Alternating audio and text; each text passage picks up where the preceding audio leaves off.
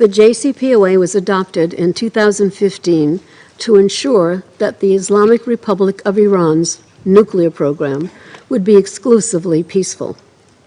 It included sanctions relief, nuclear program restrictions, and monitoring and verification. The JCPOA has faced many challenges since its inception, including the withdrawal of the United States from the agreement in 2018 and Iran's withdrawal from some of its commitments as outlined in the plan. Still, over the last few months, JCPOA participants increased their efforts to identify a way forward for full implementation of the plan. In addition, Iran and the United States engaged in 5 rounds of bilateral talks facilitated by Oman. Regrettably, neither of these initiatives produced a way forward to ensuring the peaceful nature of Iran's nuclear program. The military escalation between Israel and Iran since 13 June and United States airstrikes on Iran's nuclear facilities on 21 June complicated prospects for achieving full implementation of Resolution 2231. Iran strikes yesterday on a base in Qatar, an action which the Secretary General condemned, further exacerbated insecurity in an already tense region.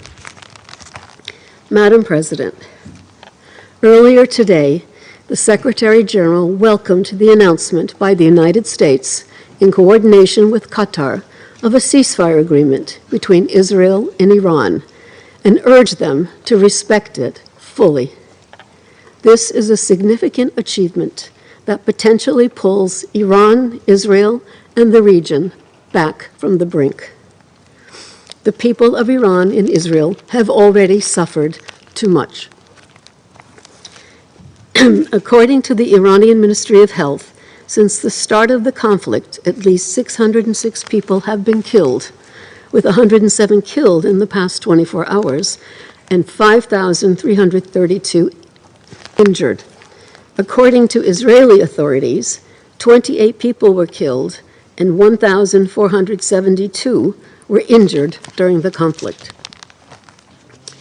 Madam President, in its quarterly report of 31 May 2025, the International Atomic Energy Agency observed that the significantly increased production and accumulation of highly enriched uranium by the Islamic Republic of Iran was of serious concern.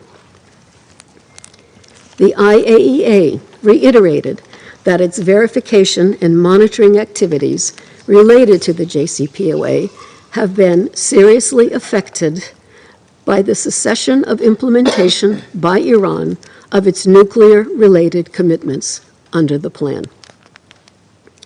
The agency also again noted that it had lost its continuity of knowledge on many aspects of Iran's nuclear program, as it had not been able to perform verification and monitoring activities in the Islamic Republic of Iran for more than 4 years. In addition, the IAEA noted it was unable to verify the total stockpile of enriched uranium in the country and had not done so since February 2021. During the reporting period, the Secretary General received several communications from JCPOA participants.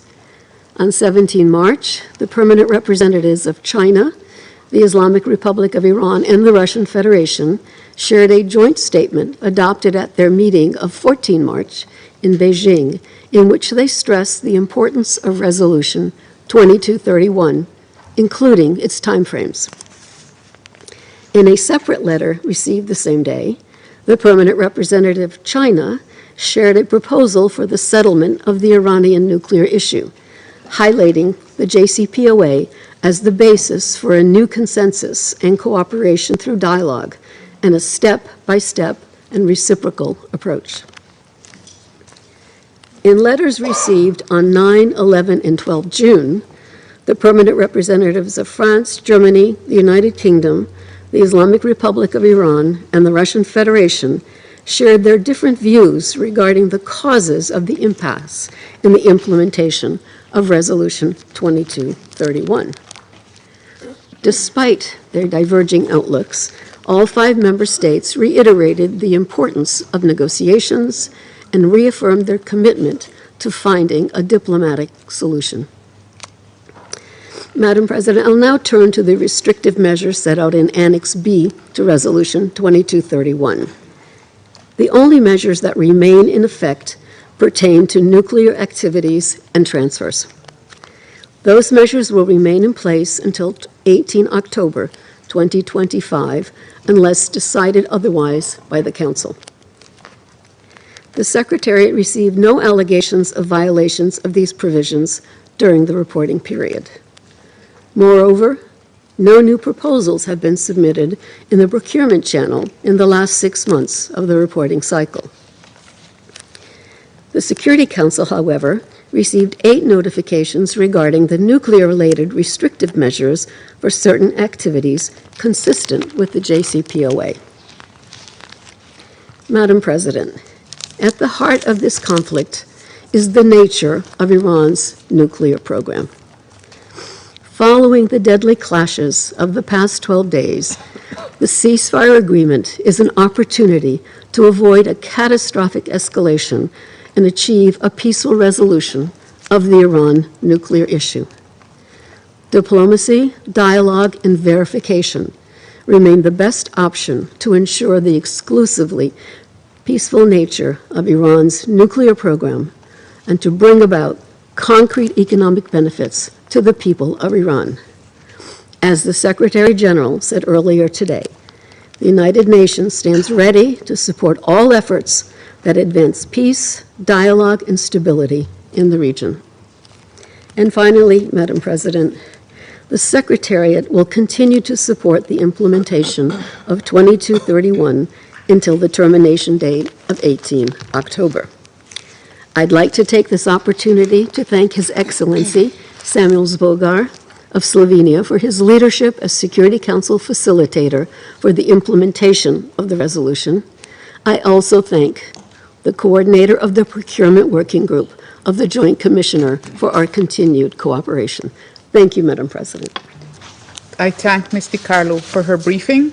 I now give the floor to His Excellency Mr. Stavros Lambrinidis. Thank you, Madam President. It is an honor to have the opportunity to address the Council on behalf of the High Representative of the European Union for Foreign Affairs and Security Policy, Ms. Kaja Kallas, in her capacity as coordinator of the Joint Commission of the Joint